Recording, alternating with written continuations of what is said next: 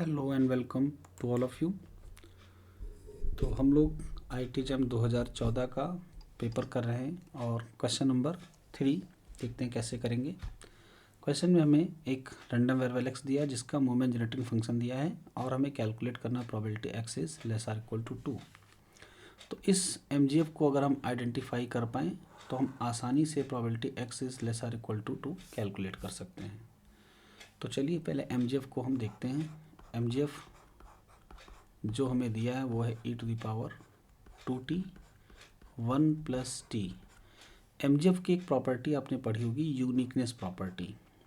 Uniqueness property MGF की ये property होती है कि अगर हमारे पास कोई एमजीएफ है और वो किसी स्टैंडर्ड से मेल खाता है, जैसे अगर हम बात करें नॉर्मल डिस्ट्रीब्यूशन की तो इसका एमजीएफ होता है e⁻μt 1/2 σ²t²। अगर हम बात करें बाइनॉमियल डिस्ट्रीब्यूशन की तो इसका एमजीएफ होता है q + p e⁻t⁻n।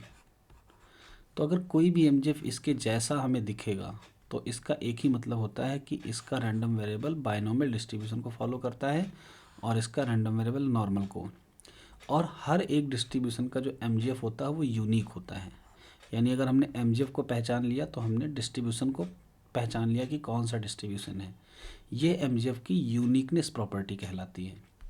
तो इस डिस्ट्रीब्यूशन को हम देखते हैं कि ये कैसे, इस एमजीएफ को देखते हैं कि कौन सी डिस्ट्रीब्यूशन को ये फॉलो करेगा। तो थोड़े से मॉडिफिकेशंस करेंगे हम इसमें। हम 2t को 1 से मल्टीप्लाई कर देते हैं प्लस, और जब t से मल्टीप्लाई करेंगे तो ये 2t² हो जाएगा। अब अगर हम इसको थोड़ा सा मॉडिफाई कर दें, यानी हम यहाँ 2 से डिवाइड और मल्टीप्लाई कर दें, तो ये बिल्कुल दिखने लगेगा नॉर्मल के एमजीएफ की तरह। और अगर ये नॉर्मल की तरह आया तो इसका मतलब रैंडम वेरिएबल एक्स क्या फॉलो कर रहा है, नॉर्मल डिस्ट्रीब्यूशन, जिसका मीन कंपेयर करने पे 2 आएगा और σ² की वैल्यू 4 आ जाएगी। यानी हमने डिस्ट्रीब्यूशन आइडेंटिफाई कर लिया कि इस रैंडम वेरिएबल का डिस्ट्रीब्यूशन नॉर्मल 2,4 है। चलिए आगे बढ़ते हैं। अब देखते हैं कि हमें कैलकुलेट क्या करना है। हमें कैलकुलेट करना है probability x is less or equal to 2। तो नॉर्मल डिस्ट्रीब्यूशन को कैलकुलेट करने के लिए हम लोग नॉर्मल डिस्ट्रीब्यूशन की एरिया प्रॉपर्टी का यूज़ करते हैं। तो हम इसको एसएनवी में कन्वर्ट कर लेंगे, यानी हम इससे इसके मीन को सब्ट्रैक्ट करेंगे और स्टैंडर्ड डेविएशन से डिवाइड करेंगे। तो इसका स्टैंडर्ड डेविएशन कितना है, 2। सेम प्रोसेस हम इस तरफ भी करेंगे। इसका मीन 2 है और स्टैंडर्ड डेविएशन भी 2 है। तो स्टैंडर्ड नॉर्मल वेरिएट के नोटेशन में ये z बन जाएगा और ये बन गया 0।